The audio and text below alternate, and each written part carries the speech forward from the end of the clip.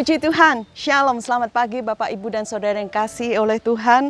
Apa kabar hari ini? Tiada berkesudahan kasih setia Tuhan, tak habis-habisnya rahmat-Nya, selalu baru setiap pagi.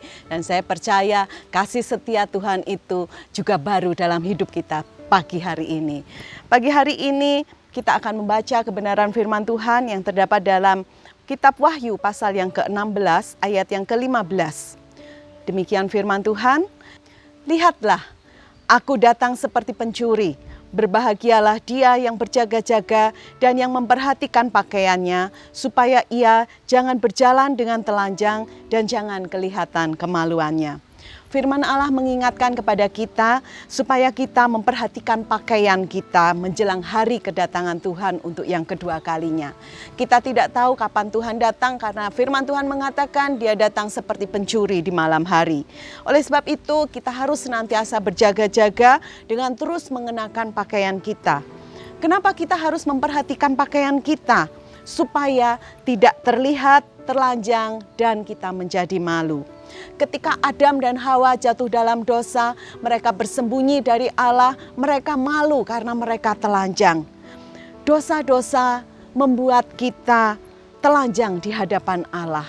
Dosa-dosa membuat kita merasa malu di hadapan Allah. Dan saat Yesus datang untuk kedua kalinya, firman Tuhan mencatat ada kelompok orang yang tidak berpakaian dengan pantas.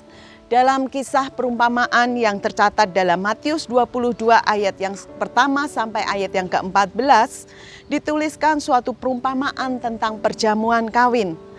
Bahwa hal kerajaan surga seumpama seorang raja yang mengadakan perjamuan kawin untuk anak-anaknya. Dalam perumpamaan ini dikisahkan ada seorang raja yang menyuruh hamba-hambanya memanggil orang-orang untuk datang ke perjamuan kawin anaknya. Tetapi kalau kita membaca dalam perikop ini, kita akan melihat ada 3 kelompok orang yang mendapat undangan. Kelompok pertama adalah mereka yang tidak mau memenuhi undangan dengan alasan sibuk dengan urusannya, sibuk dengan usaha mereka masing-masing. Bahkan orang-orang ini akhirnya memukuli dan membunuh hamba-hamba raja ini. Padahal mereka adalah undangan prioritas. Akhirnya raja menyuruh membunuh dan membakar kota di mana orang-orang itu tinggal. Kelompok yang kedua adalah orang-orang yang datang ke pesta dan dengan memakai pakaian pesta. Mereka ini akhirnya yang bisa menikmati pesta, bebas menikmati semua hidangan yang disediakan oleh raja. Dan ada kelompok orang yang ketiga adalah orang yang datang ke pesta tanpa pakaian pesta. Apa yang terjadi pada kelompok orang pada kategori ini? Raja menyuruh mengikat tangan dan kaki orang ini dan mencampakkan orang itu dalam kegelapan. Kalau ditanya kepada setiap kita mau ada dalam kelompok yang mana? Pastilah kita mau ada pada kelompok yang kedua, yang diundang ke dalam pesta dan memakai pakaian pesta. Pakaian pesta dalam perumpamaan ini dalam bahasa Inggris diterjemahkan sebagai wedding garment. Pakaian upacara pernikahan.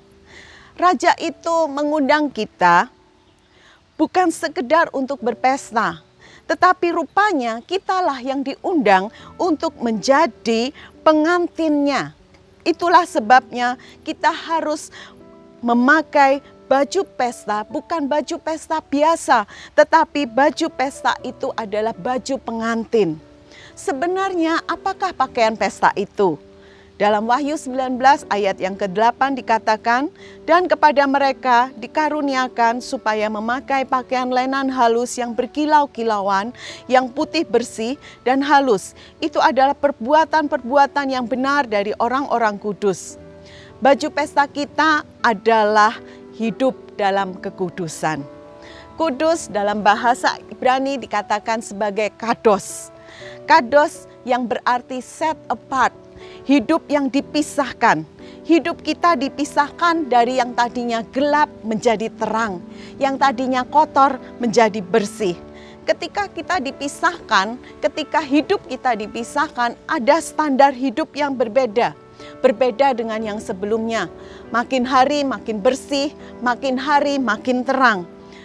standar hidup kita, standar pengiringan kita kepada Tuhan, standar ketaatan kita, standar pelayanan kita, standar persekutuan kita dengan Tuhan, bahkan standar korban kita harus juga dipisahkan, harus berbeda, harus ada peningkatan. Kita percaya, kita semua tahu bahwa hari-hari ini adalah hari-hari menjelang kedatangan Tuhan untuk yang kedua kalinya. Pertanyaannya, apakah bagi kita, apakah hidup kita di hari-hari ini, standar hidup kita sudah set apart, sudah dipisahkan dari yang sebelumnya? Apakah hidup kita sudah dipisahkan dari standar hidup yang lama menjadi standar hidup yang baru, yang makin berkenan, yang makin memuliakan Tuhan? Ataukah standar hidup kita, standar kekudusan kita bukannya makin terang, tetapi semakin hari semakin gelap, semakin hari semakin kotor di hadapan Tuhan? Pakaian pesta kita menjadi pertanyaan bagi setiap kita. Pakaian pesta yang kita siapkan apakah semakin hari semakin bersih, semakin hari semakin indah, ataukah semakin hari semakin kotor dan semakin jelek di hadapan Tuhan? Matius 22 ayat 14 mengatakan, ada banyak yang dipanggil tetapi sedikit yang dipilih. Marilah kita senantiasa mempertahankan kesucian kita, kekudusan hidup kita, menaikkan standar hidup kudus kita di hadapan Tuhan.